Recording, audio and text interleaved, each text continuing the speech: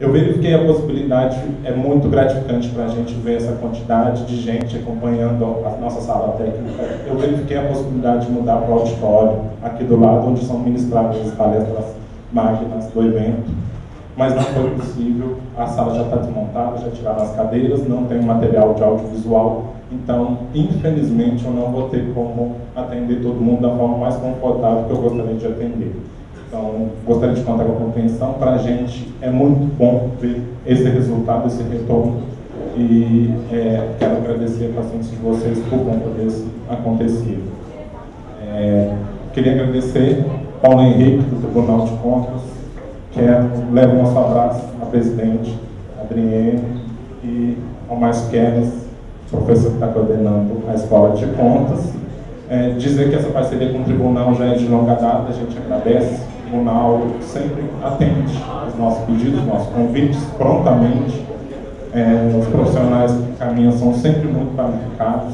Na verdade, a intenção com essa apresentação de hoje é de que o órgão fiscalizador que identifica os maiores problemas, aproveitando esse momento de início de gestão, considerando que 80% das prefeituras são de primeiro mandato e que desses que não foram reeleitos, 80% é de prefeito novato, que nunca teve na administração pública, trazer para os servidores quais são os principais problemas que o tribunal identifica lá na ponta, no julgamento das contas, para que, na verdade, se reduza a ocorrência de repetição desses mesmos problemas. Então, tenho certeza que vai ser muito proveitosa. Vou passar aqui a palavra para o Paulinho. Eu quero agradecer também, em nome do Tribunal, a oportunidade de estar fazendo de novo essa parceria com a MM e estar podendo trazer um pouquinho do que o Tribunal pensa, que o Tribunal age, como ele faz e, como disse a conselheira, mostrar esse lado pedagógico que o Tribunal tem. Antes, claro que tem que ter uma fiscalização, mas antes de fiscalizar com a aplicação de penalidades, o Tribunal quer mostrar como fazer direito, como evitar erros ou pelo menos diminuí-los. Tá ok? Vamos começar então?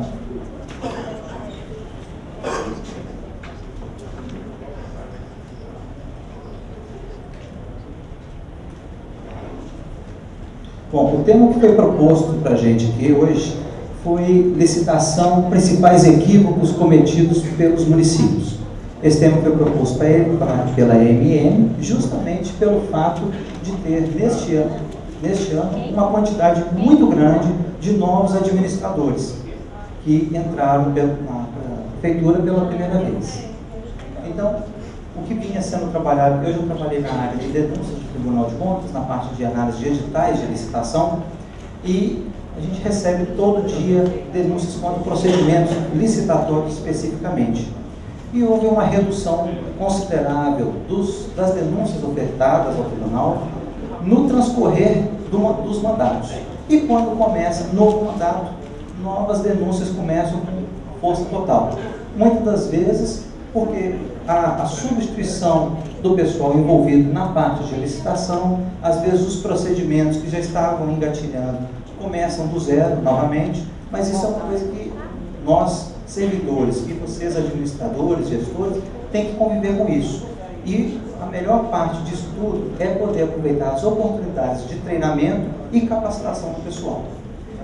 O estudo aqui foi apresentado de uma forma bem simples, de fácil compreensão. Eu dividi a apresentação em duas fases, uma fase introdutória, falando da lei, do sistema de contratação brasileiro, e uma fase de fato dos equívocos mais cometidos que chegam às questões das denúncias lá. É claro que eu não selecionei questões de alta indagação, de maior complexidade, porque o espaço e tempo fornecido para a gente para estar explanando aqui é pequeno, e se deixar a licitação, um dia, 2 dias é pouco para a gente conversar. Tá ok? Então vamos lá? O sistema brasileiro de contratações na área pública, como é que acontece? Como é que está sendo dividido? Primeiro, temos uma regra geral, que é a regra da licitação, e isso é levado a princípio constitucional. Está disposto no artigo 37, inciso 21 da Constituição, que também prevê que, em casos específicos, haverá umas hipóteses em que se dispensa esses procedimentos de contratação. Então, a regra geral, compras, alienações, obras e serviços, mediante procedimento de licitação, salvo as hipóteses previstas expressamente em lei. E que leis são essas? Nós temos aqui, especificamente para os municípios, 4 grandes conjuntos de leis. A Lei 8.666, que é conhecida de todos nós, a Lei Geral, a Lei Nacional de Licitações, a 10.520, que também é bem conhecida, modalidade, que institui a modalidade de pregão, a Lei 12.232 de 2010, que trata da licitação especificamente para serviços de publicidade, e mais recentemente, a Lei 12.462 de 2011, que instituiu o regime diferenciado de contratações, o RDC. Esse nós não vamos falar aqui porque são para questões específicas da Copa, obras da Copa, obras das Olimpíadas aqui no nosso país e recentemente com a inclusão de possibilidade de utilização de obras do PAC. Hoje nós temos 5 modalidades de licitação instituídas pela Lei 8.666, já são de longa data, vão fazer 20 anos essas modalidades, e uma criada pela Lei 10.520. Pessoal, vocês desculpem, às vezes fica de costas, tá? Rapidamente, todas as normas anteriores mencionadas trazem regras para que a administração faça a licitação. Licitação é regra, mas somente a Lei 8.666 de 93 traz regras específicas para dispensa e inexecuidade, as contratações diretas. Até mesmo o RDC, que estipula o regime diferenciado, ao falar da possibilidade de dispensa de licitação, de inexigibilidade, remete à norma geral, que é a Lei 8.666. As exceções a regras de licitação estão previstas nos seguintes dispositivos: artigo 17, 24 e 25 da Lei 8.666. 17, caso de licitação dispensada; 24, a licitação dispensável, e ali nós temos 31 hipóteses de contratação direta. E os casos de inexigibilidade de licitação, que é um rol não taxativo, um rol exemplificativo, mas pelo menos 3 possibilidades de disciplina ali do transcorrer do CAPT. O legislador estabeleceu na Lei 8.666 a definição de modalidades em razão do critério econômico. Poderia ter utilizado outros critérios, mas adotou o econômico. Então nós temos aqui, no caso, uma decisão do tribunal, num caso concreto, falando que o critério de seleção de modalidade é econômico. A seleção é feita em função do valor da futura contratação. E reiteradamente essas questões vêm solicitando resposta da administração, embora possa parecer do tribunal, embora possa parecer uma coisa comum, mas cotidianamente a gente tem esse tipo de enfrentamento. Ultrapassou a modalidade, houve fracionamento, não houve. Fato que levou o tribunal, em 2010, a editar a súmula número 113, que diz: o lapso temporal a ser considerado como parâmetro de definição da modalidade licitatória cabível às contratações relativas a parcelas de um mesmo objeto, ou a objetos de natureza semelhante, cuja duração encontra-se regida pelo caput, deverá corresponder ao próprio exercício financeiro, adotando-se nesses casos a modalidade licitatória compatível com o valor global das contratações. O que se trocando esse miúdo? Nós temos 1º de janeiro a 31 de dezembro. Verifica o que se vai gastar com determinado objeto para esse período na totalidade. E aí utiliza a modalidade licitatória cabível, adequada para poder fazer essa contratação. Por que isso? Para evitar a questão do fracionamento que nós vamos falar mais adiante. Rapidamente passando pelas modalidades, convite modalidade mais simples. No caso, a administração, ela escolhe quem serão os convidados. É claro que não é uma escolha aleatória, ela tem que ter um rol de empresas já cadastradas, já de conhecimento de administração. E aqui, gente, é interessante ressaltar que a administração, dentro do seu setor de compras, tem que manter o cadastro atualizado das empresas e fomentar para que novas empresas ingressem nesse cadastro. Porque hoje ela vai chamar, se optar por fazer o convite, a empresa A, amanhã a empresa B, amanhã a empresa Y e assim sucessivamente, de forma a não fazer uma licitação estritamente vinculada a determinada empresa A, B ou C. Aqui, como eu já tinha falado, a questão dos valores, a licitação, o convite é até R$150 mil para obras e serviços de engenharia e até R$80 mil para outros serviços e compras. No caso do convite, eu selecionei aqui uma decisão do tribunal que fala a questão do número mínimo de licitantes. Olha aqui, apontou-se a participação de apenas 2 licitantes, sem a comprovação de envio de cartas de convite aos outros interessados.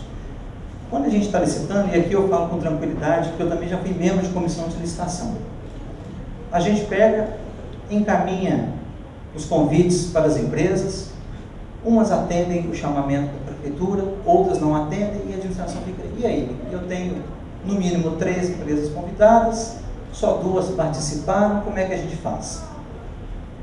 No caso aqui, essas situações vocês têm que relatar na ata, quando não existe o número mínimo de interessados. E a própria lei 8666 apresenta um dispositivo que dá essa tranquilidade para o gestor de dar a continuidade. Se ele tiver tempo para fazer o procedimento, ele vai repetir o certame. Se ele não tiver, ele justifica essa situação e aí dá prosseguimento no certame. É importante que a ata retrate a situação veridicamente e justifique, para que o administrador depois não seja compelido a ter que justificar por que prosseguiu nesse certame, por que não resolveu fazer outra licitação. No caso aqui, o artigo 22, eu gosto de ler também, tá, gente? Vocês têm um pouquinho de paciência, mas acho que lendo a gente consegue assimilar bastante. Artigo 22, parágrafo 7. Quando por limitações do mercado ou manifesto desinteresse dos convidados, for impossível a obtenção do número mínimo de licitantes exigidos no parágrafo 3º desse artigo, essas circunstâncias deverão ser devidamente justificadas no processo, sob pena de repetição do convite. Então, vocês veem que o legislador deu uma facilidade, uma mobilidade, uma discricionariedade para o gestor em prosseguir com o certame, desde que justifique. Se ele não justificar, não adianta depois prosseguir no certame, que essa licitação vai ser questionada. Aqui cabe abrir um parêntese, quem estiver fazendo licitação com recurso federal, porque o Tribunal de Contas da União tem um entendimento diferenciado. O Tribunal de Contas da União entende que no caso de convite você tem que ter 3 propostas válidas. Então, quem estiver licitando e optar por fazer o convite, embora hoje na esfera federal exista um decreto que praticamente obriga os municípios a adotar o pregão e ainda preferencialmente sua forma eletrônica, mas dependendo da situação do município, às vezes ele não implantou ainda, não tem, né? Ele acaba utilizando o convite, dependendo do valor da contratação, ele tem que tomar cuidado com essa orientação do Tribunal de Contas da União. Então não adianta ter no mínimo 3, mas se você lá na frente, na fase de proposta, você só ter 2 propostas válidas. Para o Tribunal de Contas da União, você vai ter que declarar esse certame inválido, abrir outro e tentar obter 3 propostas válidas.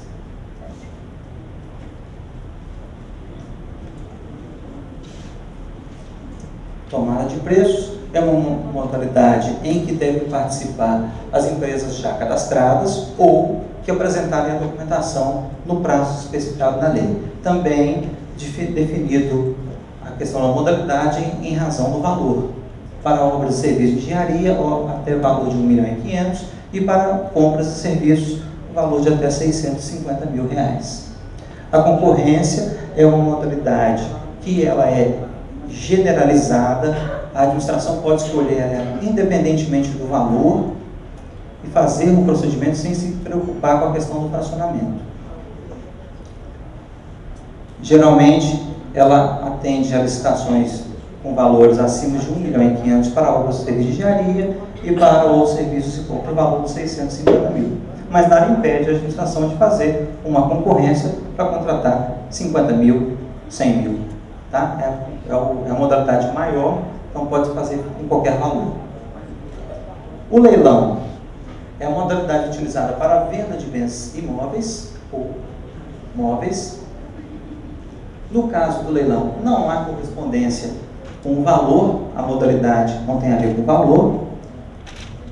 E aqui tem uma situação que é, o tipo é o maior lance.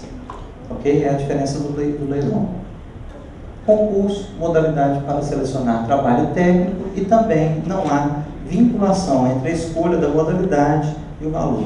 Se você tem um concurso para escolher determinado, um procedimento para escolher um determinado trabalho técnico, você vai utilizar a figura do concurso, a modalidade do concurso. O pregão, uma modalidade licitatória que já tem agora um bom tempo, já tem 11 anos de existência, desde a Lei 10.520, mas mesmo antes da lei, as medidas provisórias que disciplinavam já garantiam a utilização no âmbito da União. O pregão é uma modalidade de licitação que, a meu ver, é, para o poder público, a melhor coisa a ser utilizada.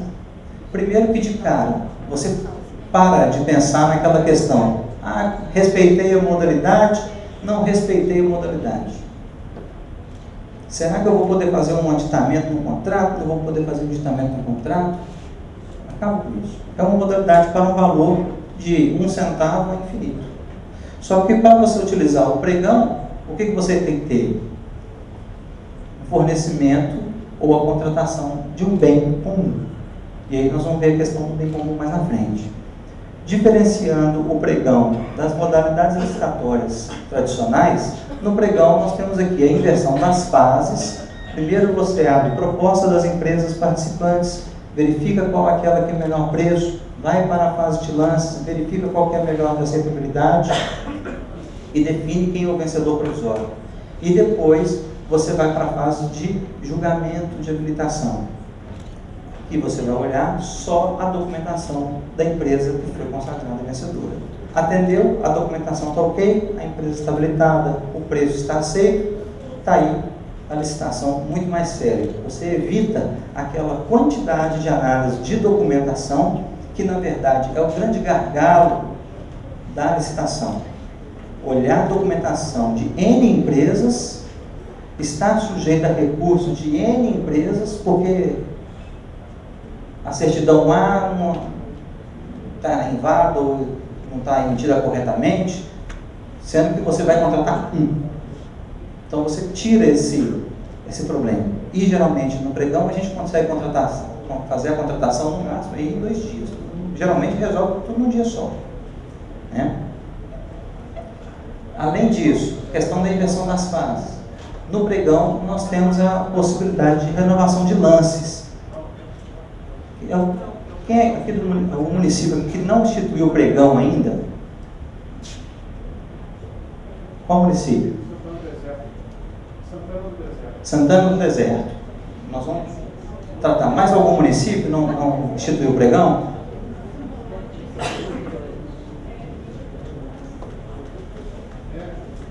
Não, mas a Câmara não utiliza. Também não tem pregão. Olha para você ver, no pregão, vocês que não têm município instituído o pregão, como você tem a fase de abertura de propostas, vamos imaginar uma situação de uma licitação comum, em que você tem lá 3 propostas. Um exemplo bem hipotético, bem bobinho mesmo, bem simples. Você tem uma proposta de 50 mil, uma de 30 mil e uma de 45 mil.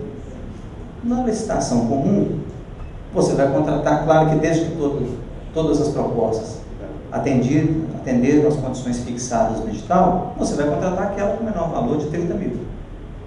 No pregão, a situação muda de figura. Por quê? Porque você deve pegar aquela proposta com valor inferior, e aí você tem um critério definido pela lei para quem vai para a fase de lance, que é até 10% do valor da menor proposta. Particularmente eu acho isso uma besteira, porque se você quer ampla participação, quer ter realmente competitividade, para que você vai limitar em 10%? No pregão eletrônico não tem isso, e a lei é a mesma. né? Mas a lei está aí. Aí você escolhe, você pega aquelas propostas que estavam até 10% superiores ao menor valor e você abre uma segunda fase de julgamento de proposta. Aquele menor valor passa a ser o maior, então vai partir de 30 mil e os lances são invertidos. Não é igual a um leilão que a gente dá mais, aquele quem dá menos. Então você tem a 30 mil, que é o parâmetro. O próximo licitante tem que dar uma proposta com valor inferior, 29.500, o outro 27. E aí vai até chegar num ponto em que os licitantes não têm mais condições de abaixar o preço. É claro que aqui depende do pregoeiro ter uma argúcia e um conhecimento prévio, balizado numa cotação de preços bem feita na fase interna da licitação, para saber se aquela proposta está execuível ou não. Mas aí, colega, você lá no seu município não tem, ao invés de você contratar por 30 mil, vamos supor nesse exemplo aqui que você conseguiu contratar por 22.500.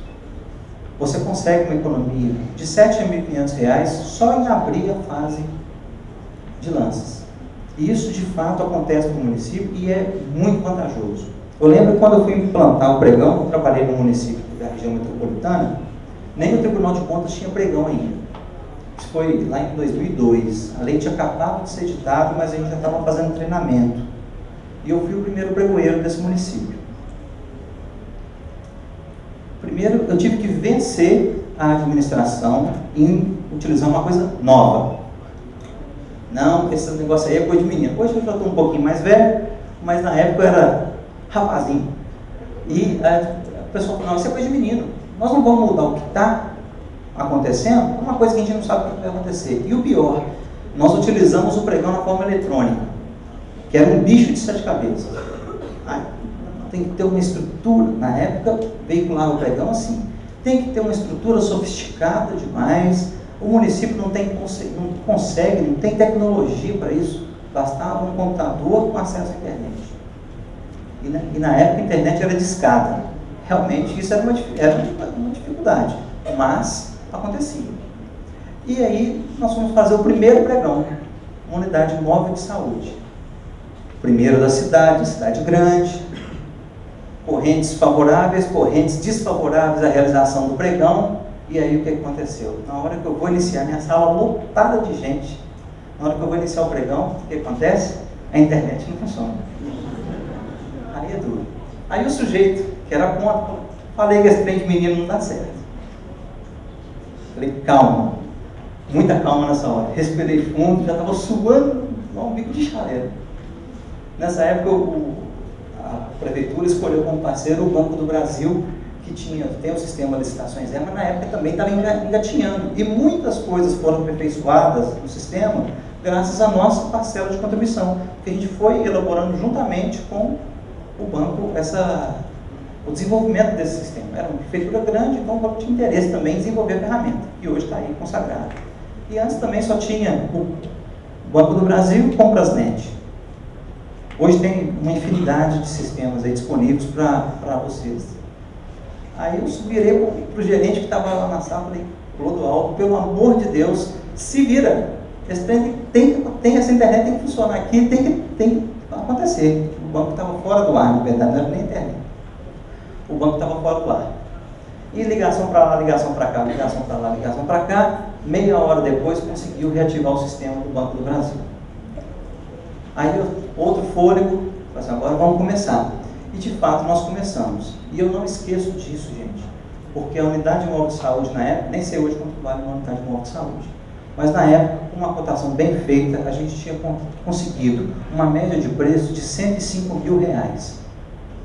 Tá? Não sei falar nem as características hoje do que deveria ter na unidade móvel de saúde. Eu lembro do preço e do resultado. R$ 105.000. Quando a licitação começou, a fase de lances, dava gosto de ver. Era lance baixando, e eu incentivando o povo. E o pregoeiro tem que ter a audácia de incentivar. Ele tem que ter. Outro dia, numa conferência nossa aqui do tribunal, algumas pessoas estavam presentes. A senhora, eu lembro da senhora. Outra colega que veio conversar comigo aqui também. Ele brincou, e ele de fato tem razão. O pregoeiro deveria ser mulher. Porque a mulher, ela sabe negociar. Então você tem que saber incentivar, negociar e cativar o fornecedor. Porque o fornecedor, o que acontece? Eu vou vender, para mim tem que vender, eu vou vender pelo preço maior para a administração. Eu não tenho interesse em baixar preço, não. E o sucesso do pregão depende do pregoeiro. Porque se ele for uma pessoa que não tem uma habilidade de negociar, não sabe, não está embasado numa boa cotação de preços, ele propõe a negociação, o licitante fala, não vou baixar preço, ele não está obrigado, pronto, acabou ali, ele não consegue. Mas aí, voltando um pouquinho, conseguimos abaixar o preço e essa unidade móvel de saúde foi contratada por R$85 mil. Então, foi uma diferença muito grande. E aí, eu tive, graças a Deus, o prazer, um sorriso de ponta a ponta da orelha, e virar para o rapaz, falar assim, esse negócio de menino, às vezes pode dar certo. Porque se nós tivéssemos comprado aqui numa licitação comum, íamos pagar R$105 mil. E o que justifica? Qual o argumento que você tem, e outros que não concordaram com a implantação do pregão, qual o argumento que tem de deixar de comprar um bem por R$85 mil? Pronto, silêncio total, escutava a mosquinha passando. Então não tem argumento, né? E de fato acontece a economia. Quando eu terminei esse trabalho lá, eu fiz uma tese, uma monografia, fiz um levantamento, e em média o ente consegue uma economia de 17,5%, média de todos os procedimentos licitatórios. É uma economia considerável. Dinheiro que você pode aplicar em outras aquisições, aplicar em outras áreas do poder público. Então, de fato, vale a pena a utilização do pregão. Agora, o pregão pode ser para bens e serviços comuns. E o que são bens e serviços comuns? Vieram algumas teses, mas bem e serviço comum é o quê? Tudo que é comercializado no mercado de forma rotineira. Quando o pregão foi instituído pela Lei 10.520, já havia um decreto anterior, o 3555, de 2000, que vinha com uma lista do que era considerado bem e serviço comum. De fato, eu até utilizei essa lista no início. Quando nós regulamentamos o pregão lá no município, vamos utilizar o que a União está fazendo. Pega a lista e vamos fazer. Só que no dia a dia da administração, a gente não está vinculado só àqueles produtos que estão na lista. E aí você começa a ver que o item X não está na lista, mas ele é comumente vendido no mercado. O serviço C não está na lista, mas ele é praticado no mercado. Então, tanto os tribunais de contas, os doutrinadores começaram a verificar que não adianta você ter uma lista para definir o que é bem e serviço comum, porque ela não tem fim. Hoje, um bem pode não ser comum, mas amanhã o comércio pode comercializá-lo normalmente, é o que a gente chama de bem de prateleira. Então, embora a legislação, e aqui um acórdão do TCU, embora a legislação institua a modalidade de pregão, inclua um anexo com produtos considerados como bens comuns, passíveis de serem adquiridos por essa modalidade, o próprio TCU emitiu o parecer, no sentido de que aquela lista não é exaustiva. O entendimento de bem comum, de acordo com diversos autores, nada tem a ver com complexidade do bem. Não é porque o bem é complexo ou o serviço é complexo que ele não pode ser considerado comum. Ele tem que ser praticado, exercido pelo mercado. E sim, com produtos que sejam comumente encontrados no mercado, sem a necessidade de alterações específicas para o fornecimento em questão. E obras e serviços de engenharia podem ser considerados comuns? Aqui nós temos uma controvérsia. Tem gente que entende que sim, tem gente que entende que não. O Tribunal de Contas do Estado de Minas Gerais entende que o pregão pode ser utilizado para obras e serviços comuns. Tanto assim faz, tanto assim pensa que faz licitações de obras via pregão. Olha aqui, uma decisão do tribunal. Não há qualquer impedimento legal à utilização do pregão visando a contratação de obras e serviços de engenharia, desde que tais objetos possam ser considerados comuns. Esse entendimento encontra guarida nas lições e doutrinas e nas mais recentes manifestações do Tribunal de Contas da União. Só que o Tribunal de Contas da União entende, o TCU, que obra não pode ser. Então, se você estiver fazendo uma licitação com recurso próprio ou estadual, está, então, vinculado à fiscalização do Tribunal de Contas do Estado. Se você achar melhor que aquela obra, você entende, o seu corpo técnico de engenheiros entende que aquilo é uma coisa comum da administração, pode fazer a licitação via pregão. Agora, se você está fazendo obra com recurso federal, você tem que tomar cuidado, porque o Tribunal de Contas da União editou uma súmula em 2010 que fala: o uso do pregão nas contratações de serviços comuns de engenharia encontra amparo na lei. Olha o que ele falou: serviços comuns de engenharia, excluiu as obras. E no caso concreto aqui, ele fala: lembrou que o tribunal já se manifestou sobre vedação de contratar obras mediante pregão.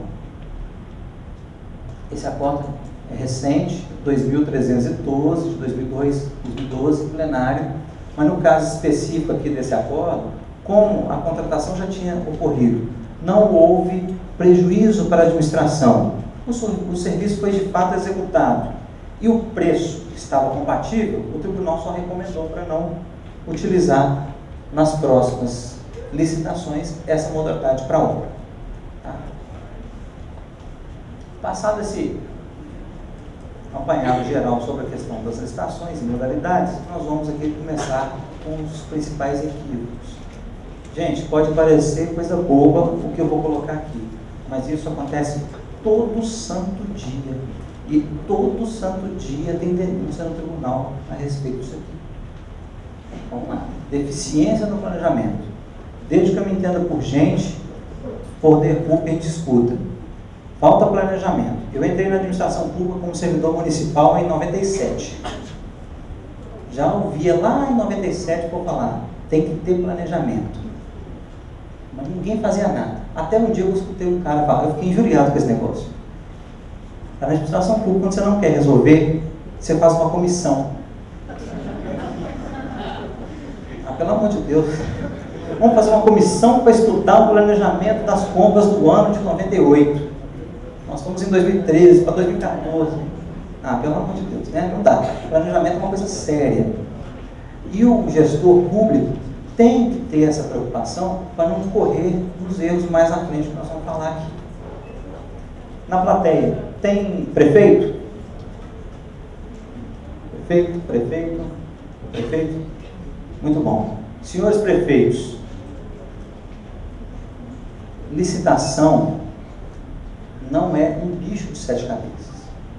Mas para ela não ser um bicho de 7 cabeças, vocês têm que, e aqui eu falo com experiência própria, porque eu já fui servidor público municipal, já fui fazer a licitação, já fiz defesa do prefeito, que eu também sou advogado.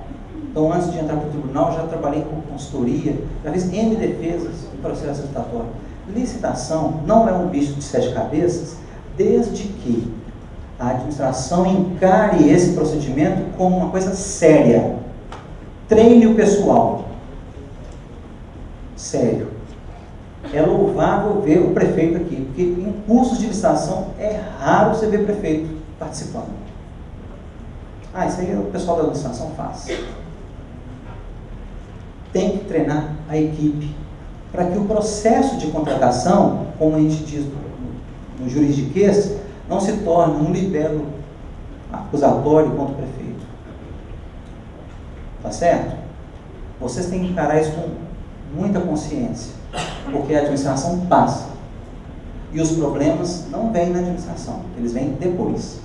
O prefeito fica lá 4 anos, muito bonitinho, achando que está fazendo beleza. Daqui a 4 anos, Ministério Público em cima, Tribunal de Contas em cima, ação civil por improbidade administrativa, e aí vai.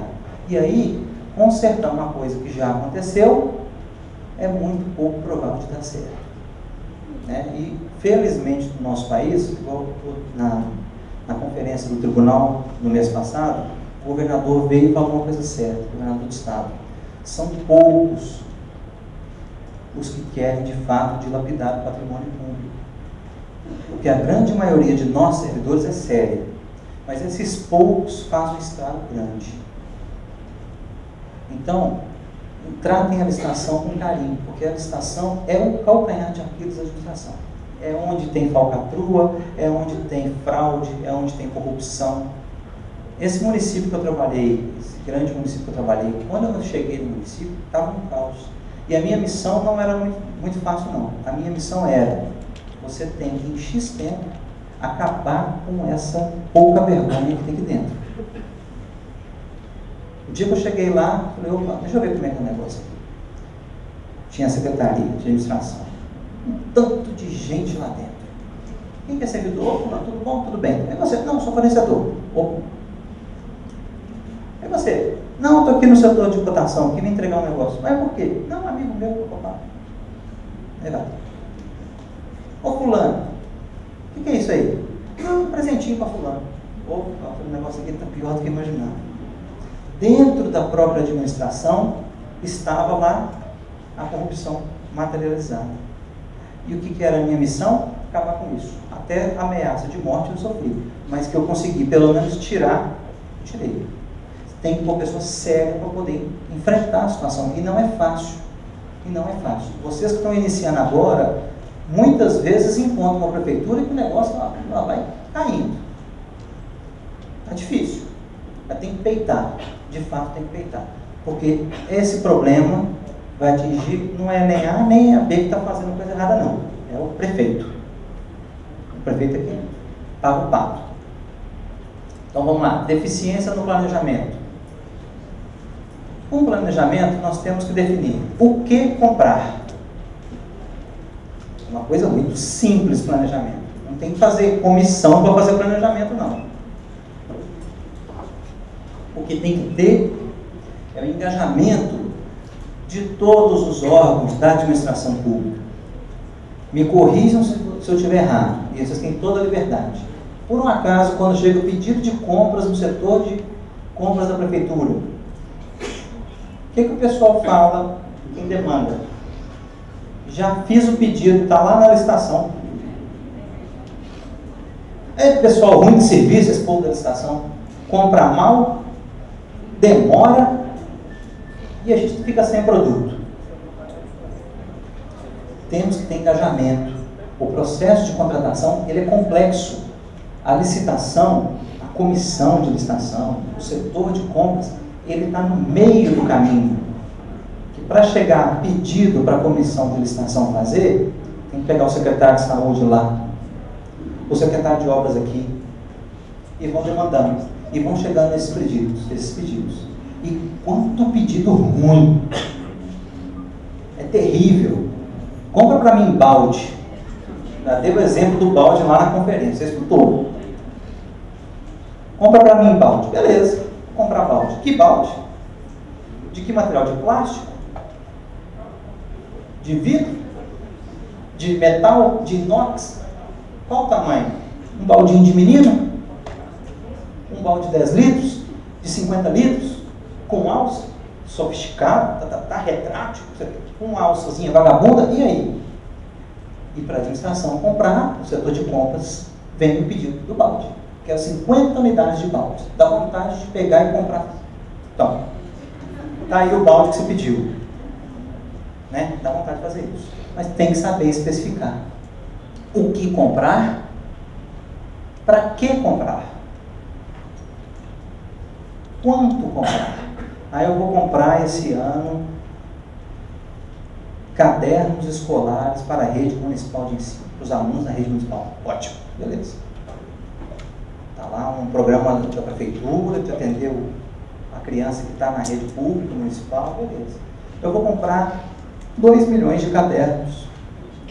A minha rede municipal tem 5 mil meninos. E aí? Quanto que eu vou comprar? Opa.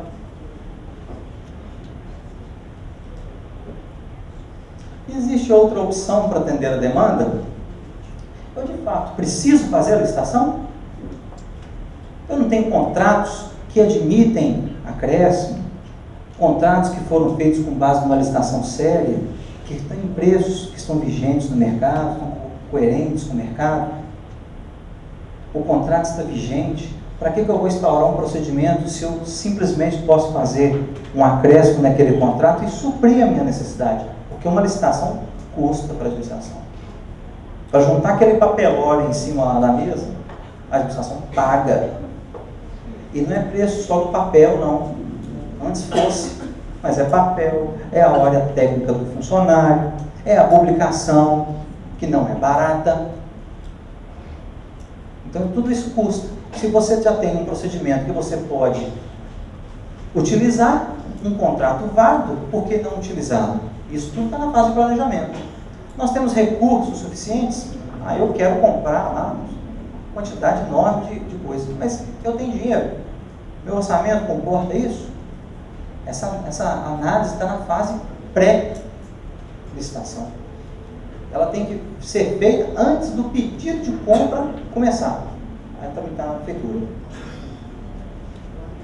Planejamento. Porque o pedido de compra, ele é a materialização de tudo isso aqui. Quais as opções legais disponíveis? Se eu de fato tiver que fazer a licitação, fazer o processo de contratação, eu posso fazer isso por dispensa? Vou ter que licitar? Qual a modalidade cabível? Eu posso utilizar um registro de preços como carona? Então são essas as perguntas que o administrador e todos aqueles que estão envolvidos na contratação pública têm que fazer. Isso tudo aqui é antes. É antes da solicitação de compra começar a tramitar.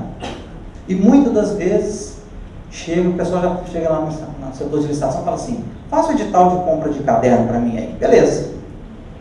O edital a gente já tem mais ou menos aqui. E o pedido? Quantos cadernos, onde vai entregar, como é que é? Tem que fazer isso? Tem. Gente, é o mínimo. Você vai fazer esse tipo de contratação na sua casa para você mesmo. É o mínimo que você vai planejar. Mas eu tenho dinheiro para comprar determinada coisa? Vou precisar de quantas unidades? Vou fazer compra de mês. Aí esse mês eu só tenho R$500 para viver.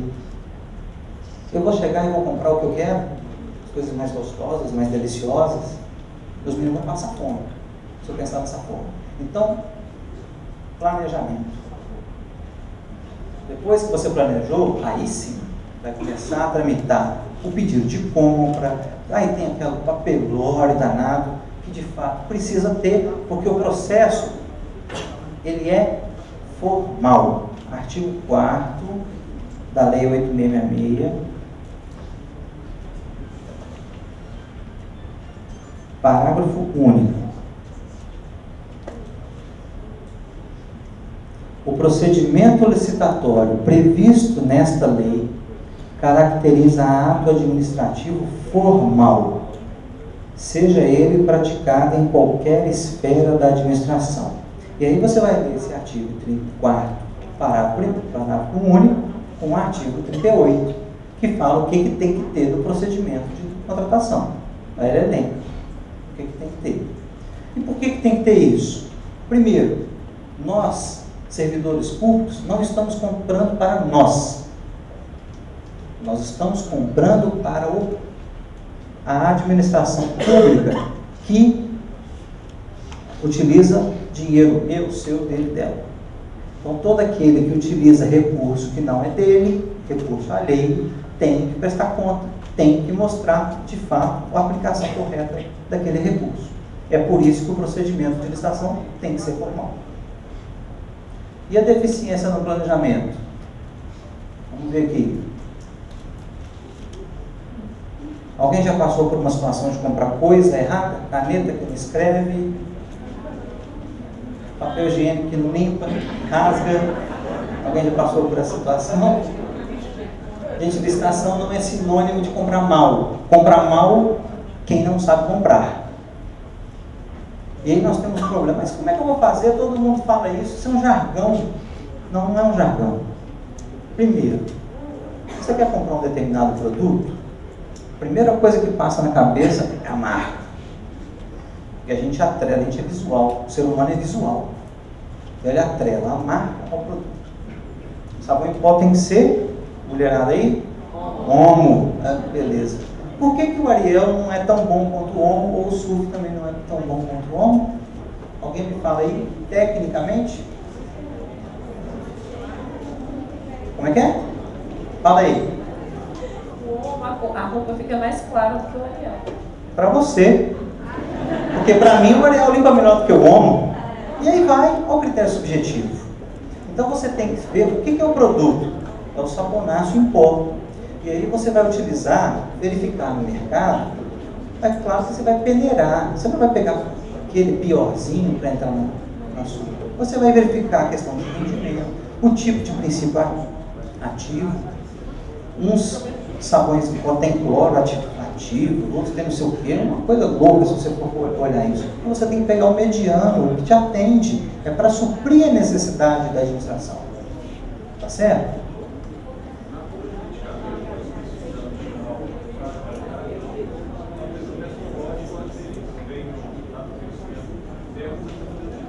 Essa é uma questão que o tribunal tem encarando com cuidado. Vamos chegar mais lá na frente, tá? Mas você pode colocar uma exigência assim de validade, para você poder aproveitar ao máximo aquele produto, tá certo? Mas tem que tomar cuidado, porque o que pode ser para mim com um tempo razoável, pode para você não ser. E aí pode ser para ela que vende também não ser. E aí você entra numa regra obscura. E com essa regra obscura você limita a participação de futuros interessados que têm interesse em vender produto com qualidade, mas que a regra está meia boca ali. Tá? Então vamos lá, compras erradas. Ué, pedir tamanho G, olha o cara, calça curta, blusa não está cabendo, está para cima do umbigo dele. Obras mal construídas. Olha essa turma. Não, olha lá. Tem duas frentes de trabalho. Uma do lado de lá, de trás do túnel, e a do lado de cá, que a gente nem vê onde ela começa. Mas olha como é que eles uniram essa linha de trem. O que vai passar por aí? Nada, né? Nem o monotrilho passa nesse negócio aí. Obras. Risco de contratações sem licitação ilegais. Se você não planeja, olha lá, ó. Primeiro ano, olha o cronograma de obras dessa prefeitura aqui, ó. Futura obra essencial para a população. Vamos prestar atenção, gente, na figura. Olha aqui, ó. A grama paradinha, bonitinha, a placa da obra está lá, é uma obra essencial. Segundo ano, obra em fase de captação de recursos. Opa!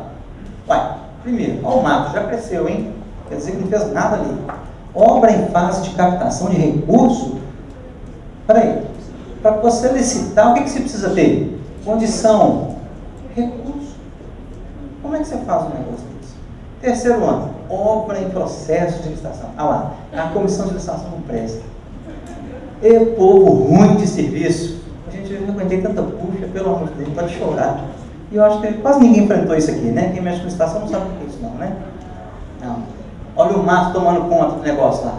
E no quarto ano, olha que beleza. Rapidez e eficiência, trabalhando para você. Olha as máquinas lá. Agora vai me perguntar como é que esse trem foi contratado. Se ficou 3 anos planejando, no terceiro ano estava em processo de contratação, de licitação, certamente foi uma obra contratada por dispensa por emergência. Aqui uma coisa que eu de fato, eu não consegui tirar, eu tive que ir em sites internacionais para buscar essa foto. Tem isso. E eu ainda não consegui entender direito essa figura. Aquilo de fato é uma ponte, o que é aquilo? Porque olha lá, não leva nada a lugar nenhum, aquilo é um prédio, está parecendo um prédio. Eu acho que não é experiência nossa não, o Brasil não tem essas coisas não. Olha lá, desperdício de dinheiro público. Aqui próximo à nossa capital, nós temos alguns exemplos dessa maravilha da engenharia aí. É triste. É triste.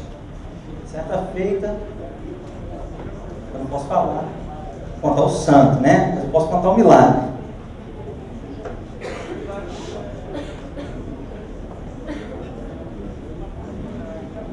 Certa feita, na época eu ainda advogava como consultor, chega o prefeito e falou: doutor, estou com um problema sério. O que foi? Eu estou com os bens bloqueados. O Ministério Público entrou com uma ação, bloqueou meus bens, da empresa, está tudo bloqueado. Mas eu fiz a obra. de fato ele fez a obra. Na verdade, a obra parece um pouquinho isso aqui. Mas vamos lá. Ele fez a obra, mas uma obra feita com recurso estadual, recurso federal. O órgão concedente, mediante convênio, o órgão concedente veio, na hora que foi locar a obra, começar a obra, tinha lá o representante do órgão concedente. Muito bem. O engenheiro falou assim, a locação dessa obra pode ser feita aqui não. Por quê? O projeto é de vocês? Não, mas olha aqui, ó. Se ela for começar de fato aqui, a cabeceira da ponte vai dar no trilho da ferrovia que passa aqui. Nós vamos ter que modificar o eixo desse viaduto. Tudo bem? Tudo bem? Está de comum acordo? Chama o engenheiro daqui, chama de engenheiro de lá, papapá. Beleza. Modificar o eixo. Então, ao invés de passar na linha de trem, né? A cabeceira, o projeto, a perspectiva que fizeram era para passar fora. Entendeu? Tudo bem. E o prefeito desceu. Vamos embora. Está fazendo a obra, Primeira medição, beleza, vai lá o órgão, ótimo, está feito, beleza, paga. Segunda medição, beleza. Terceira medição, quarta medição. Quarta medição, quarto ano de mandato do prefeito. O prefeito não foi reeleito, ficou lá o monstrengo. Chega novo prefeito, chega MP, chega todo mundo lá. Mas tem que estar errado. Essa obra está no meio do caminho. Não, mas teve um problema lá na origem. Aí veio o órgão, eu não sei de nada. Não tem alteração no plano de trabalho. A responsabilidade é toda do ex-prefeito. Gente, ó, foi um custo, mas graças a Deus eu consegui destravar o dinheiro da turma lá. Mas foi um custo. O problema não foi do prefeito. Foi causado por um projeto deficiente. E mais, pasmem, o projeto não tinha as cabeceiras da ponte. Ah, não, é de chorar. Você não entra, nem sai. O negócio hoje em dia parece que está tomando rumo. A gente acompanha a notícia no jornal. Mas é duro. Um órgão federal fez o projeto para o município. Um município pequeno, não tem um corpo técnico que atuante, que entenda de forma correta o negócio, deixou tocar. Essa obra não era nem para ter começado. Se a equipe da prefeitura, se o prefeito, se o pessoal tivesse de fato a maturidade de ver que aquilo ali ia ser um problema, não tinha começado. Mas peraí, isso aqui primeiro, uma obra que vai dar exatamente no trilho do trem, para aí. Não começa, devolve a porcaria do dinheiro, então reforma esse projeto. Tem que ter esse tipo de consciência. O prefeito, o gestor público tem que ter a coragem, porque, gente, eu falo coragem, porque enfrentar o eleitor. Depois que você prometeu na sua campanha que aquilo vai solucionar, e enfrentar o eleitor e falar assim, não vai dar para fazer não, porque tem erro do projeto. O cara tem que ser macho. Porque não é fácil. Mas olha o problema, o sujeito deixou acontecer e teve uma série de implicações. E o desperdício do dinheiro. Porque depois teve que conseguir mais dinheiro, mais financiamento, mais não sei o que, e vai. Então, a questão do planejamento é tão importante que aí nós selecionamos um acordo no TCU 247 de 2009 que recomenda para o órgão e equipara para qualquer um de nós para realizar o adequado planejamento do procedimento licitatório. E esse planejamento, ainda no caso específico aqui, com margem de tempo suficiente para que, observada a legislação ambiental e os prazos requeridos pelo órgão local, pela concessão de licença, possam propiciar que as empresas, de fato, atendam aquele chamamento da administração. Não adianta você fazer, eu quero fazer um edital para construir tal coisa, mas é uma obra que depende de uma licença ambiental. A administração faz um processo, faz dois processos, faz três processos, ou faz contrato, o cara não faz nada, porque não tem licença ambiental. No nosso país não sai do dia para a noite. Licença ambiental nos países demora 4, 5 anos, 10 anos. É um absurdo. Mas é a realidade. Segundo grande problema, e esse é decorrência da falta de planejamento. Fracionamento. O que significa o fracionamento? A utilização incorreta da modalidade licitatória em função do valor do objeto, indicando o mau planejamento na fase interna da licitação. O fracionamento é diferente do parcelamento. Então vamos lá. A prefeitura vai fazer a contratação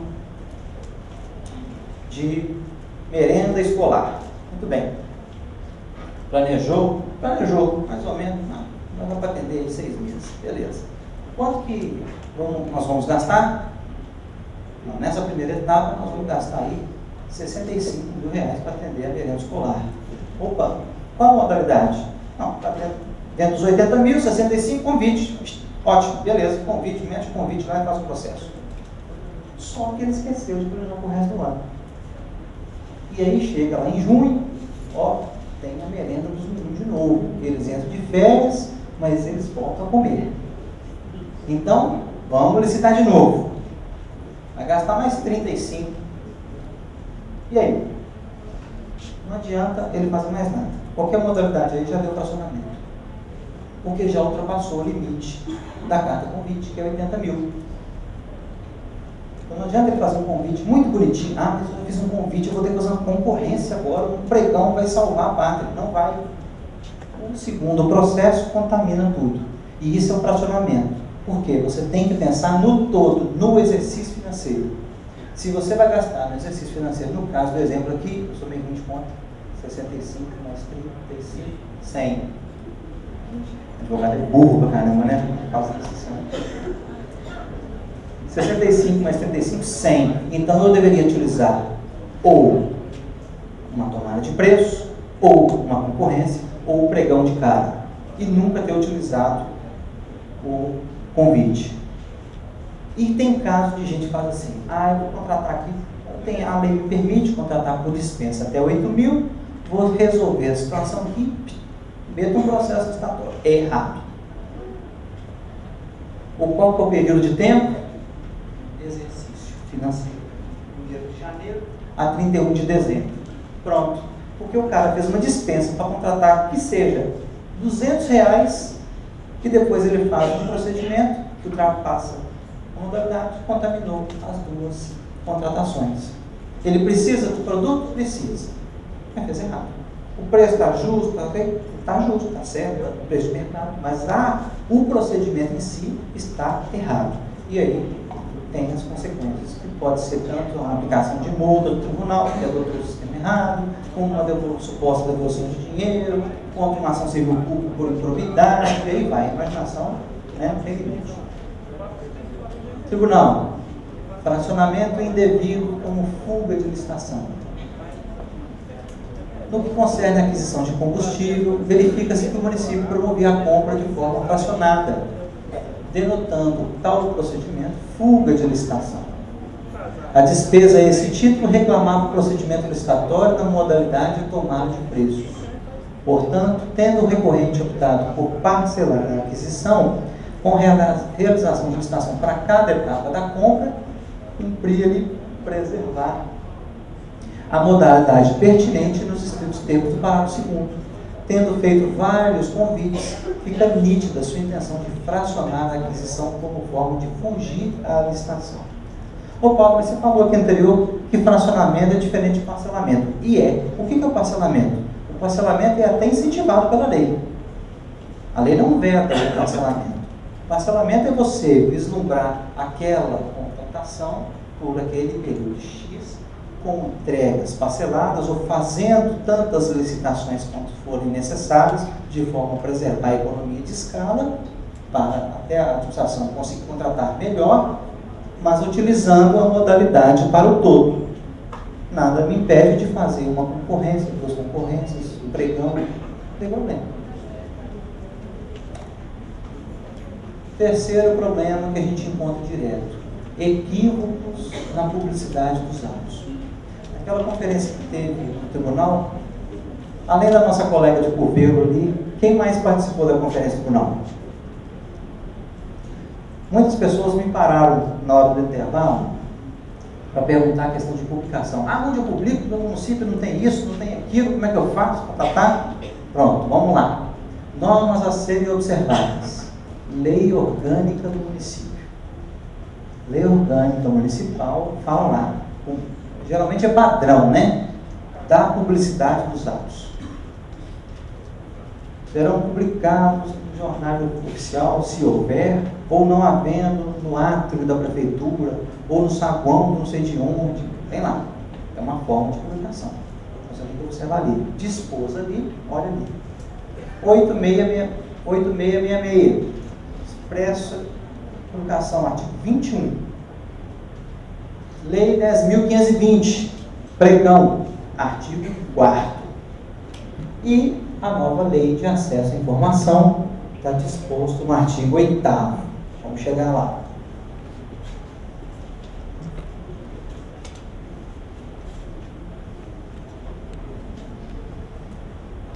Antes da gente entrar nos detalhes, não é só a Lei 8.666 que dispõe sobre publicidade. Vamos lá, nós temos pelo menos esses 4 conjuntos de regras. Tá? Avisos de licitação, tomada de preços, concorrência, leilão e concurso. Artigo 21 da Lei 8.666. 1. Você vai publicar no Diário Oficial da União quando as obras forem financiadas parcial ou totalmente com recursos federais ou garantidas por instituições federais. Se você não tem obra com recurso público federal, está dispensado de publicar no Diário Oficial da União. Está dispensado. Não quer dizer que se você quiser, você não possa. Diário Oficial do Estado. Em Minas Gerais, a imprensa oficial, o Jornal Minas Gerais. Quando? Qualquer licitação feita por órgão, entidade da administração pública municipal. Então, obrigatoriamente, esse não tem jeito. Minas Gerais. 3. Jornal diário de grande circulação no Estado. E, se houver, em jornal de circulação no município ou na região. Quando? Onde se realizará obra, serviço, fornecimento, alienação ou aluguel. Ou seja, você tem que obrigatoriamente utilizar tanto o Diário Oficial do Estado, um jornal diário de grande circulação no Estado. Se no seu município tem jornal de circulação local, publica lá. Ou, se não tiver no município, na região, publica lá. Isso é o mínimo de publicação que a Lei 8.666 estabelece. Convite. Opa, a lei não obriga a publicação do seu aviso na imprensa. Basta a comprovação da sua entrega ao convidado. Mas nós também temos que observar. Lei orgânica, se lá manda publicar no quadro de avisos, está lá publicado. Mesmo que você tenha entregue o convite para as empresas. E, em razão do princípio da ampla participação e da publicidade dos atos, recomenda-se a publicação em pelo menos um dos veículos mencionados no livro anterior.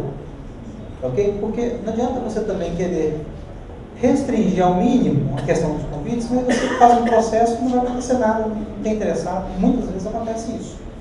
Então, recomenda fazer. Pregão. Artigo 4, inciso 1. Obrigatoriamente você tem que publicar o aviso da licitação em Diário Oficial do ente federado.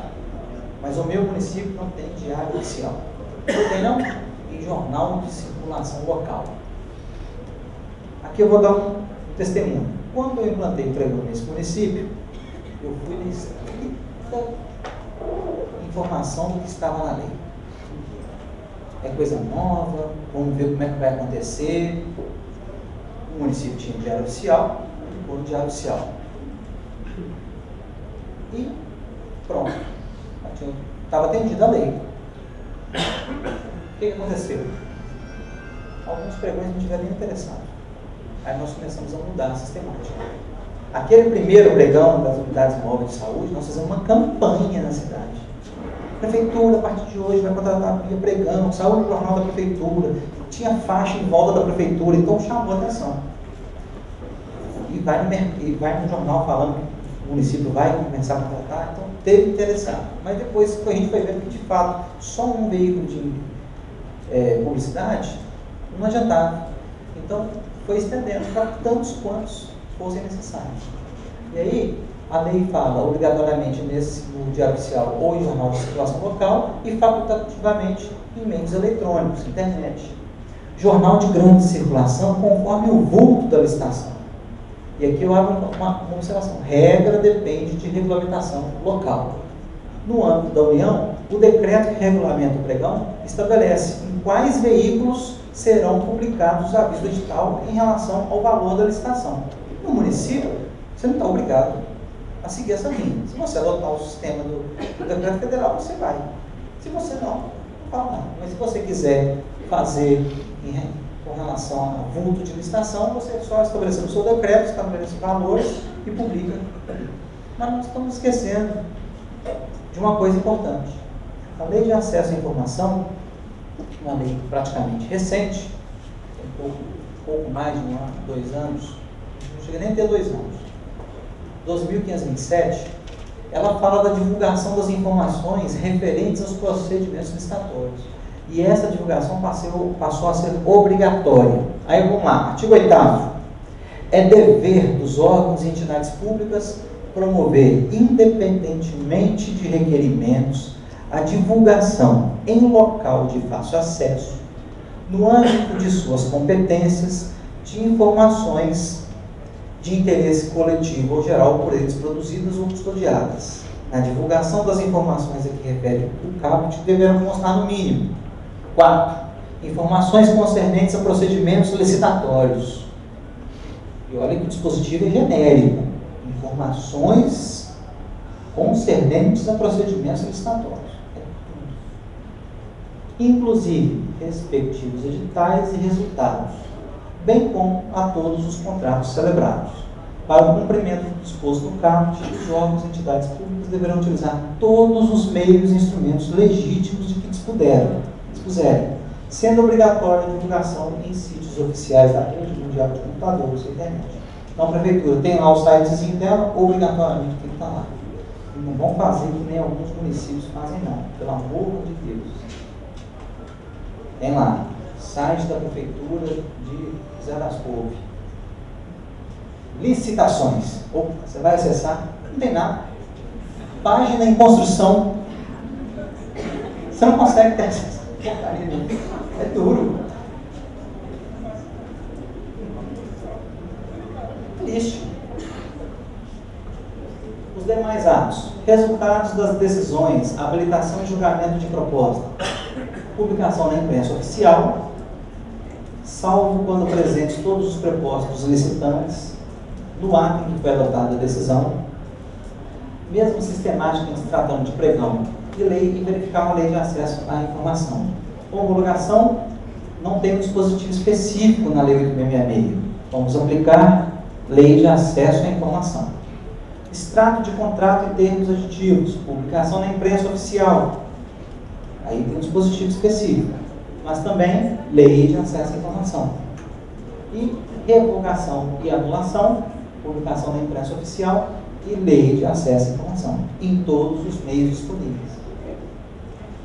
Com relação às exigências abusivas do edital, são causas que fazem com que o tribunal, ao apreciar uma denúncia, determine a suspensão do procedimento licitatório. Gente, isso é triste, porque olha a situação, o tribunal suspende porque tem o dever de suspender pela ilegalidade. E o município fica esperando o tribunal decidir para poder contratar. Eu trabalho no tribunal, mas tem hora que demora demais as coisas. E aí, como é que a gente faz? Complicado, né? Então vamos evitar de colocar cláusulas abusivas no edital. Gente, a lei é muito clara. O rol de documentos para fins de habilitação está nos artigos 21, 27 a 31. Acabou. Não precisa exigir mais do que está ali. E não é pouco. Mas aí o sujeito, não, ele pode pedir dessa forma, mas daquela outra forma. É aí que o negócio complica. Limitação em razão da localização. Proibido. A lei não permite. Limitação em razão da nacionalidade. Produto importado. Pneu. Alguém já tentou comprar pneu aqui? Eu acho que não, né? Não. Pneu não. O problema de pneu foi tão sério que o tribunal editou a cartilha das principais irregularidades do pneu. Tem uma dona, que eu não posso falar o nome, e um empresário, que eu também não posso falar o nome, mas todos vocês já viram algumas denúncias deles, que entupiram o tribunal de denúncia com relação à licitação de pneus. Tem interesses outros? Não me compete falar. Pode até ter. Mercadológicos, talvez. Agora, não adianta. O cara tem razão, a mulher tem razão. A quantidade de irregularidade que tinha nos editais de licitação de pneu, pelo amor de Deus. Por quê? E aí, me desculpem os fornecedores que estiverem presentes. Eu vou chegar no município do senhor Wagner, sou de onde? Sou de Pitangui. Você quer comprar um pneu de boa qualidade? Você vai usar o meu pneu. Porque o meu pneu é isso, aquilo, aquele outro. Nós vamos colocar uma coisinha no edital que vai ajudar. Nós vamos exigir certificado ISO, que a minha marca é certificada. Nós vamos restringir produtos importados, só produtos nacionais. Isso é uma... Gente, esse negócio de produtos importados é uma besteira que existe, tá? Vamos pegar aqui as maiores fabricantes, as que a gente conhece comumente como consumidor. Pirelli, Goodyear, Continental, Firestone. Eu já comprei pneus dessas marcas que está lá, made in... Não, às vezes China, às vezes vem, tem lá, made in England, chique, né? Inglês, produto inglês. Made in México, made in Argentina. Você vê que o fato do produto ser Pirelli, a produção dele não vai ser necessariamente nacional. Então, restringir por causa de nacionalidade não dá. Mas então vamos tirar isso. Nós vamos pedir que o produto seja entregue em 3 horas. Então, eu pedi só lá, te entregue rapidinho no tribunal. Pem. Pode. Seria até interessante para o município ter atendendo rápido, mas você tem que ter uma razoabilidade para você exigir do fornecedor um prazo mínimo para ele cumprir e permitir que outros participem. Não é porque a empresa do cara está sediada lá em Maceió, não possa participar de uma licitação de onça de Pitangui. Se ele tem um produto adequado, produto de qualidade, ofertou o menor preço, por que eu vou cercear o direito desse sujeito de participar? Porque eu vou estabelecer uma cláusula de horas, um dia para entregar? Não, pelo amor de Deus. A gente tem que pensar na logística do mercado. A empresa recebe o pedido, ela tem que fazer a triagem do pedido, vai separar, ver a quantidade, ver se ela tem estoque aquilo tudo. Se não tiver, ela tem que providenciar, ela tem que cumprir prazo. E aí vai, ela tem que emitir nota, tem que pegar o transporte, a logística de transporte. Ela não vai arrancar lá de Maceió para entregar um pneu na onça de Pitangui. Ela simplesmente vai abandonar o navio. Eu vou tomar uma multa aqui do que gastar sei lá quanto para poder entregar um pneu. Então a gente tem que entender o mercado, não pode ser dessa forma. A questão da nacionalidade é a mesma coisa. Mesmo com a inclusão, a alteração do artigo 3º da Lei 8.666, pela questão da incentivar a produção nacional sustentável, não quer dizer que você vai colocar como condição o produto feito no Brasil. Aquilo é para critérios de desempate.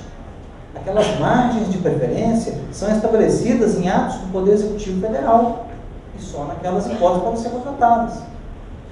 Exigência indiscriminada de documentação para fins de habilitação. Condicionar a habilitação mediante a apresentação de comprovante de aquisição do edital. Isso aqui é tão bobo, mas isso acontece todo dia. Tem lá denúncia. Eu não posso participar porque eu não quero ir lá na prefeitura. Eu já consegui o edital e as pessoas... A informação hoje é dinâmica. O cara obtém o edital pela internet, o cara tem o edital com um colega, com outra empresa, no mesmo ramo, e aí vai. E aí a prefeitura exige que para ele participar para fins de habilitação, ele tem que comprovar, juntar o comprovante de retirada do edital. Não dá, brincadeira. Você está cerceando o direito de participação. Desculpa. No caso de manutenção de veículo, durante a garantia, se eu comprar um carro no processo de licitação normal e o fornecedor for lá do norte, Como é que vai acontecer? Eu não posso delimitar, não? Primeiro, você está tratando em caso de garantia de Vou comprar um veículo. carro. Ok? O veículo tem concessionários. Sim. Né? Sim. Então ele tem que te entregar o produto lá. Pronto, entregou o veículo. Mas você precisou de uma manutenção. Você vai levar na rede concessionária mais próxima. Porque o veículo está em garantia. E aí você pode escolher, que aí tem um dispositivo que está no artigo 24, que é da dispensa de licitação, para aquisição de peças, produto, serviço, para a manutenção da garantia do veículo. Do produto, do serviço. Aqui, ó.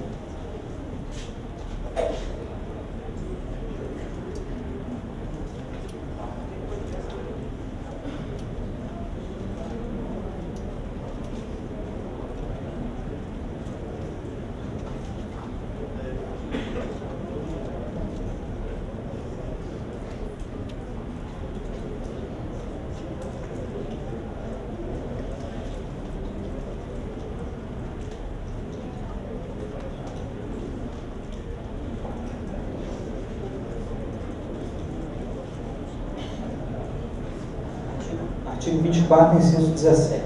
É dispensada a licitação. Para aquisição de componentes ou peças de origem nacional e estrangeira, necessários à manutenção de equipamentos durante o período de garantia técnica, junto ao fornecedor original desses equipamentos, quando tal condição de exclusividade for indispensável para a vigência da garantia. Agora, se o fornecedor que te forneceu não tem concessionário na sua cidade, você tem que arrumar um jeito de levar esse produto até o fornecedor. Isso aí não é uma limitação geográfica para fins de habilitação. Ah, não é? Não. Você está misturando as coisas. Porque você está lá na execução, você está já na gestão do serviço, do contrato, bem, teve um produto, mas você vai ter que contratar de um fornecedor que não é local. Você tem que levar lá no... Não é isso. Para eu comprar um carro, eu tenho que fazer manutenção do carro. Sim. As revisões de garantia e tudo mais. Então vamos lá. Serão realizadas na autorizada. Sim. Se na minha região não, se eu comprar um carro, na minha região não tiver autorizado. Por exemplo, cidade de governo não tem autorizada Renault. Sim. Certo? É. Você vai dar manutenção do seu carro onde? BH. Ou Sete Calouros. Tá. Porque não tem jeito. Aquilo é condição para dar a garantia ser mantida. Tá? Você não está fazendo uma coisa geográfica para fins de licenciamento de participação. Não. Você tem uma situação imposta pelo fabricante do produto de que para a garantia dele permanecer, você só possa dar manutenção no concessionário autorizado. E o concessionário autorizado mais próximo fica em Sete Lagoas. E você não precisa nem fazer a licitação, você contrata diretamente com base naquele dispositivo. Vamos lá.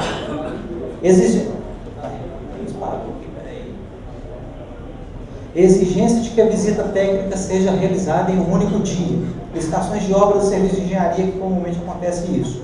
Vem lá o edital e coloca: a visita técnica ocorrerá no dia somente, uns são mais explícitos, né? Somente no dia 13 de maio de 2013, às tantas horas, com o engenheiro fulano de tal.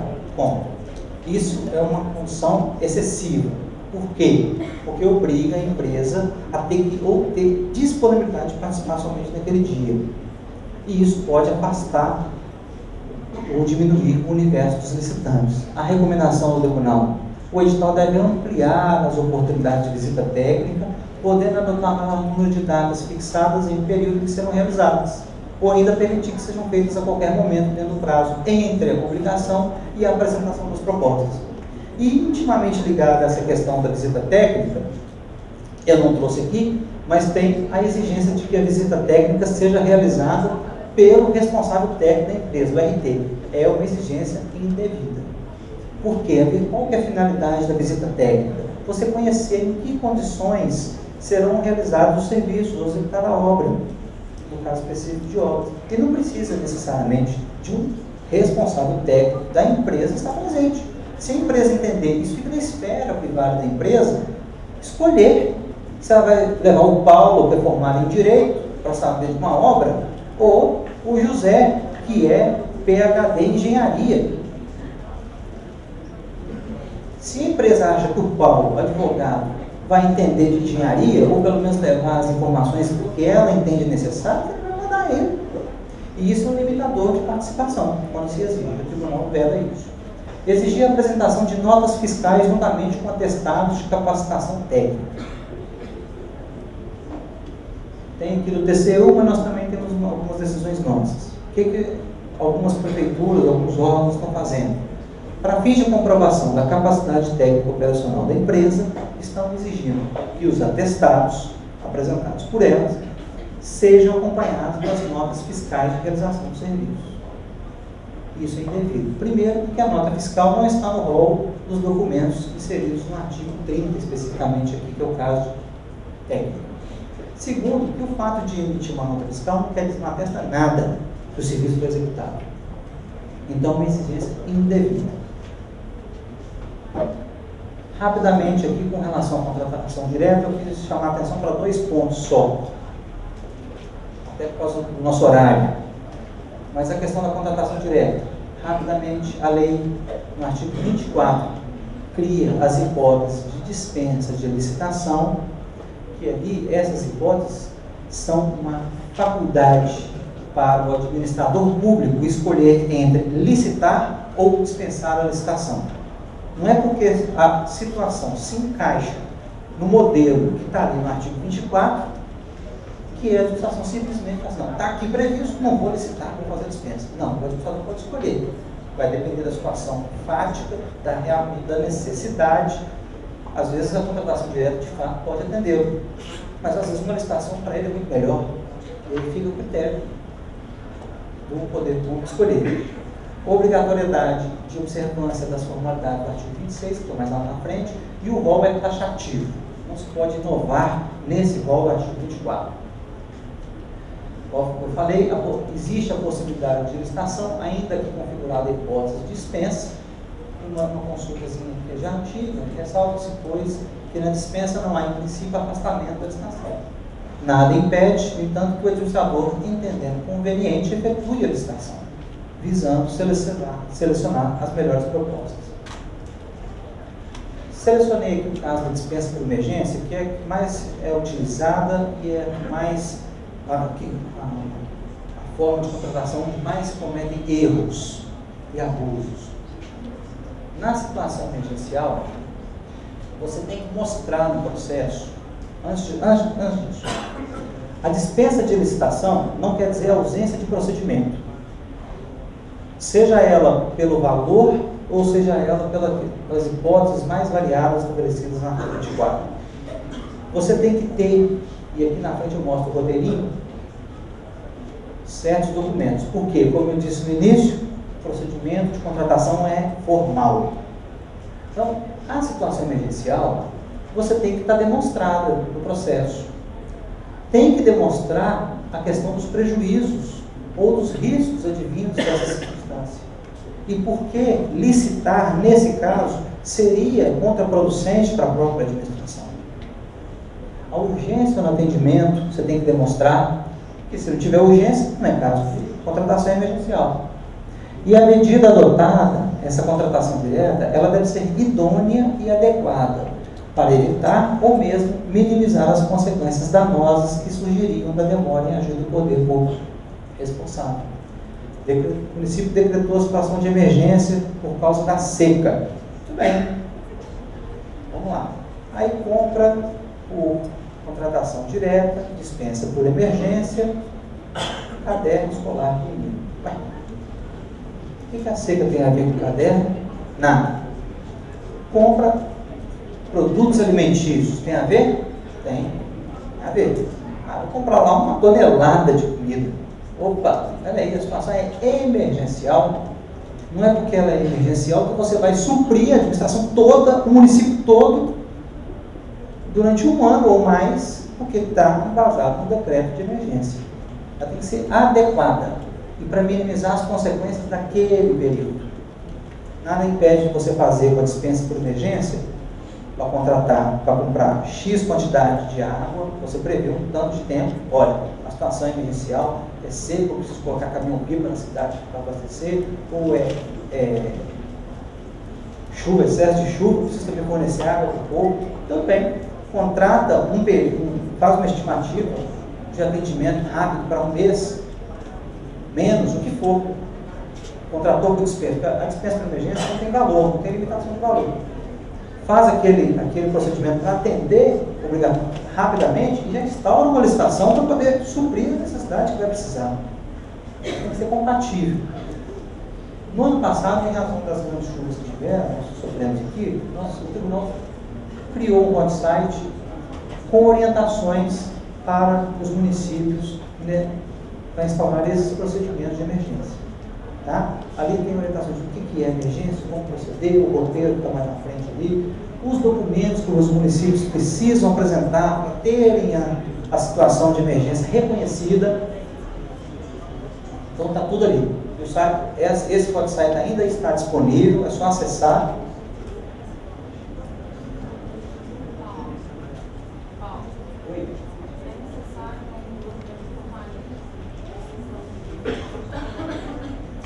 De cara, o decreto municipal, a ata do prefeito.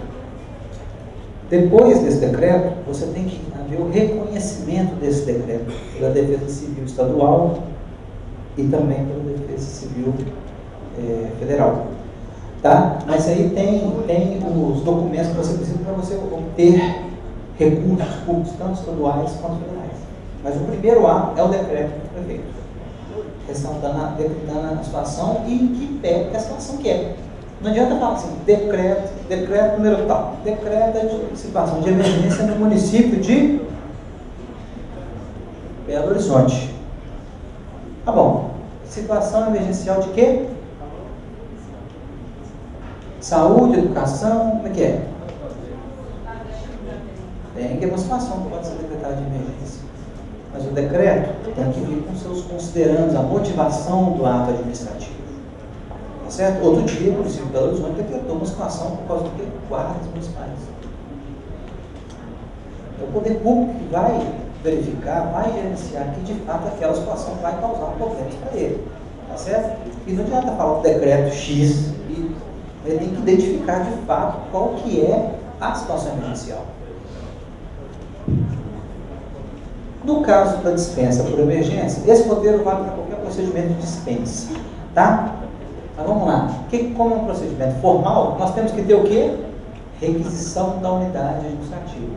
Pedido de compras, pedido de contratação. Contendo o quê? Definição clara do objeto a ser contratado, os quantitativos, o local de entrega, o prazo de entrega, a assinatura dos responsáveis, a justificativa da urgência na aquisição. E aqui é o grande problema dos processos de dispensa por emergência. Vamos acudir o povo.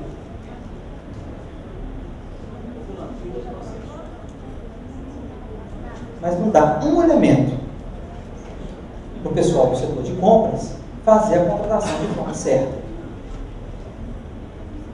Justificativa da urgência na aquisição, da contratação, os documentos que comprovam essa situação de fato emergencial. Jornais, revistas, fotos. Você não tem jornal na cidade que possa falar? Vai lá e tira foto da situação, retrata a situação, traz isso no processo. Porque o que não está nos autos não existe. A formalidade fala é preciso que haja evidência objetiva do fato. Sim, sim, do fato. E além do fato, os outros elementos que compõem o procedimento de contratação. Porque não adianta ter o fato. Inundação no município de Belo Horizonte, no bairro Barreiro, por exemplo. Aí vai lá e faz um processo de compra. Cadê a solicitação de compra? Cadê? Não tem nada. Só tem o fato. Não, tem que ter tudo, tem que ter completo. É lá na frente que você, administrador público, vai optar. Essa situação está enquadrada aqui na dispensa, eu posso contratar a dispensa. Não, eu não consigo. Eu vou fazer a licitação. Autorização para abertura do processo de contratação, geralmente um ato do prefeito. Em alguns municípios maiores há os atos de delegação para as outras autoridades. O projeto básico aprovado pela autoridade competente em caso de obra de serviço. Mas projeto básico para obra emergencial é lógico. Não é porque a situação é emergencial que você não vai ter que ter um mínimo de informação para poder contratar. Porque é dali que a administração vai fazer. Eu preciso de tal serviço, em tal local, tanto tempo, em tal quantidade, e tem isso disponível. O orçamento detalhado em planilhas de quantitativos e custos que expressa a composição de todos os seus custos unitários, no caso de obra de engenharia de serviço. Mas, e no caso de compra? Cotação de preços. Tem que ter. Declaração da existência de dotação orçamentária, estimativa de impacto orçamentário, mas isso tudo é um processo. Mas a licitação, a dispensa de licitação é um processo de contratação. Você, administrador, só escolhe ao final em licitar ou não licitar. Mas tem que estar tudo documentado. Portaria de nomeação da comissão, a autuação, e aí vem a documentação e proposta das empresas que se dispuseram a participar daquele procedimento de contratação, o parecer jurídico, que vai demonstrar se foram atendidos os requisitos estabelecidos no artigo 24, inciso 4, a ratificação da autoridade competente, aí já publicou, fez tudo, empenho, elaboração de contrato, publicação da ratificação. Então, é um roteiro básico que serve para qualquer tipo de contratação, tá? Por dispensa. Pois não.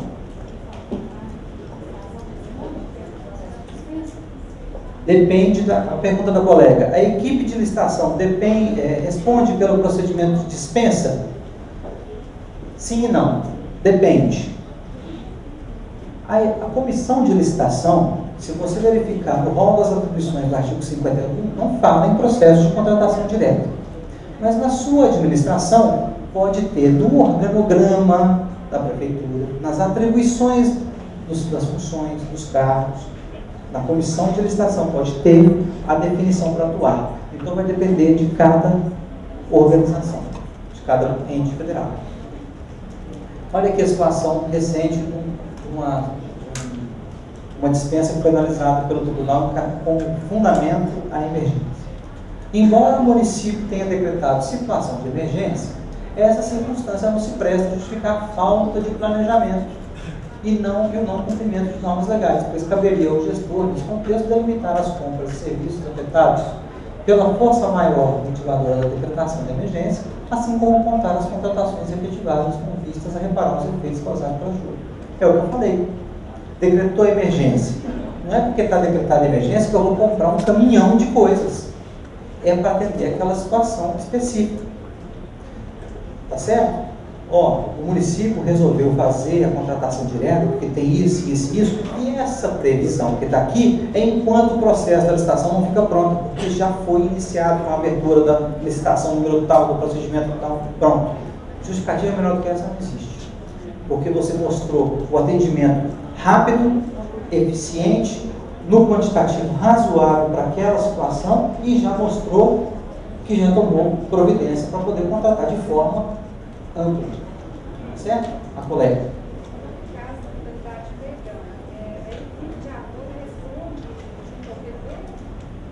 Equipe de apoio e equipe de apoio. No pregão, os atos são do prefeito. Os atos de decisão são do prefeito. Tá?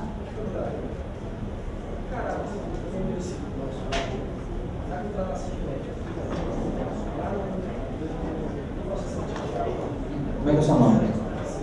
Vou te responder depois, com calma. Tem uma situação concreta, nós temos que ver a situação, uma coisa vai demorar tempo. Eu te atendo, tá? Vamos lá. Na inexigibilidade, está terminando, tá, gente? Na questão da inexigibilidade, o rol, ao contrário do artigo 24, é exemplificativo. Existem outras hipóteses que podem ser enquadradas no caput do artigo 25 e também tem que atender as formalidades do artigo 26 da Lei 866. Só que eu trouxe aqui um caso específico, que esse dá problema direto. E aqui eu insisto em falar nesse caso, porque, como eu fui falar na conferência com a colega ali, o poder público tem que mudar a cabeça. É uma questão de mudança de cultura. Olha lá. Contratação de músicos sem licitação só pode se dar diretamente ou através de empresários exclusivos. Quem nunca esbarrou nessa hipótese de contratação? Lá para o show de fulano, forró de curveiro, que já foi consultado, festa do peão de não sei aonde, festa da padroeira da cidade, de aniversário da cidade, para contratar show. Aí vem o empresário, prefeito, eu sou fulano de tal, represento Tá? A banda Eva. O senhor quer contratar um show? É da melhor qualidade, é conhecido internacionalmente, de fato é. Ó, sem manifestar preferências, tá? Mas eu tenho que o senhor pode me contratar diretamente. O dispositivo do artigo 25, tá? Tem a palavra na ponta da língua. Tem argumento para tudo. Eu atendo, sou empresário exclusivo da banda Eva. Opa, tudo bem. Tá joia. O preço está compatível, é isso mesmo, tá beleza. Só que na hora que você vai pegar a documentação, aí como é que já acontece? O prefeito, o município já divulga a informação. No aniversário da cidade vai ter banda Eva, vai ter não sei o quê, não sei mais o quê. O processo nem foi feito. Tudo bem. Aí o cara chega na responsabilidade para pegar a documentação, vem o dito cujo e fala, olha aqui minha carta de exclusividade, eu sou empresário exclusivo. Aí você vê a carta, exclusividade, como é que é? Para o dia tal, para o período tal, ou na região tal. Isso não é carta de exclusividade. Esse não é um empresário exclusivo, é um intermediário. Olha lá. Tribunal entendeu pela irregularidade da contratação direta dos shows mediante inexigibilidade de licitação, porque a empresa detinha a exclusividade da venda das bandas apenas nas datas dos referidos shows, o que comprova que essa foi apenas uma intermediária. A dita exclusividade seria apenas uma garantia de que naquele dia a empresa levaria o referido grupo para o show do seu interesse, ou seja, a contratada não é empresário exclusivo. A figura do empresário não se confunde com a do intermediário. O empresário é o profissional que gerencia os negócios do artista de forma permanente, duradoura, enquanto que o intermediário, hipótese tratada nos autos, agencia eventos em datas aprazadas, específicas, eventuais. Aí o povo pergunta, mas como é que a gente faz porque o mercado funciona dessa forma? De fato é. Olha aqui, se eu sou um empresário de uma banda qualquer, de um artista qualquer, eu vou ganhar dinheiro empresariando esse grupo artístico. Então eu vou ganhar a minha comissão vendendo diretamente para o Fontenelle da Prefeitura de Belo Horizonte, que vai contratar. Ele contratou a banda, eu recebi, ok, mas eu tenho outras formas de ganhar dinheiro.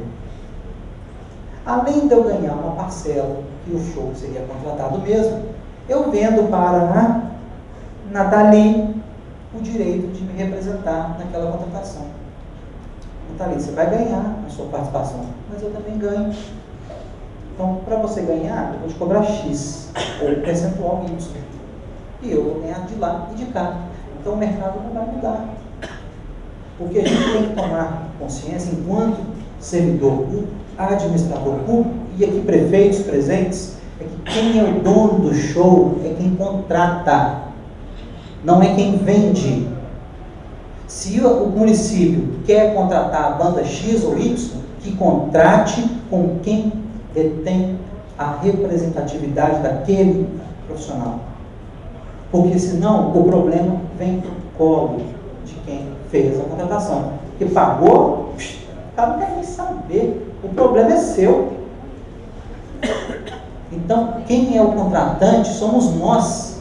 Nós somos contratantes. E eu só aceito. E aí é que eu falo, tem que mudar a postura, cultura.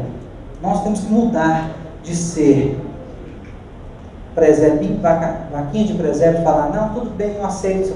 Não, eu exijo contratar com quem te represente.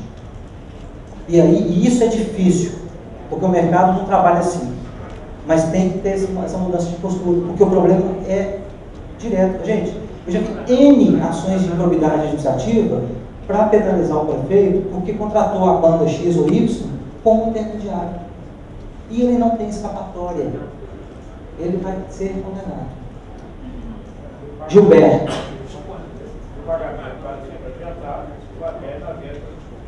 Outro grande problema.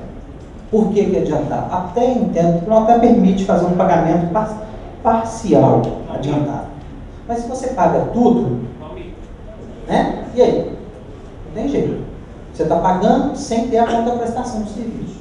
dependendo da natureza do serviço, como é o caso de show, de fato você pode até fazer um pagamento. Mas o restante é depois. Isso tem que dar uma segurança também para o profissional, porque às vezes o cara vai, deixa de fazer outros shows para chegar no seu município. E aí? Tem consulta. Pode pesquisar, tá? E tanto um procedimento quanto o outro, tanto a inexigibilidade quanto a dispensa, para serem válidos, tem que atender a esses requisitos. O processo de dispensa, inexigibilidade ou retardamento, uma coisa mais na frente, que não está na nossa palestra, será instruído no que couber com os seguintes elementos: caracterização da situação emergencial ou calamitosa que justifica a dispensa, quando for o caso, a razão da escolha do fornecedor ou executante, a justificativa do preço, documento de aprovação dos projetos de pesquisa aos quais os bens serão alocados. Vocês colocando isso no processo, caracterizando a situação emergencial e identificando por que foi escolhida essa forma de contratação e mostrando que o preço está compatível no mercado, não tem irregularidade nenhuma. Pode questionar, pode espernear, pode falar o que for, o procedimento está correto. Tá certo? Gente, eu peço desculpa por estar falando tão rápido aqui, o tempo é curto, eu adoro essa matéria de licitação. Se deixar aqui eu falo meses de licitação, porque me encanta, eu gosto muito, mas de toda forma eu agradeço a todos vocês, tá ok? Muito obrigado, estou à disposição, quem tiver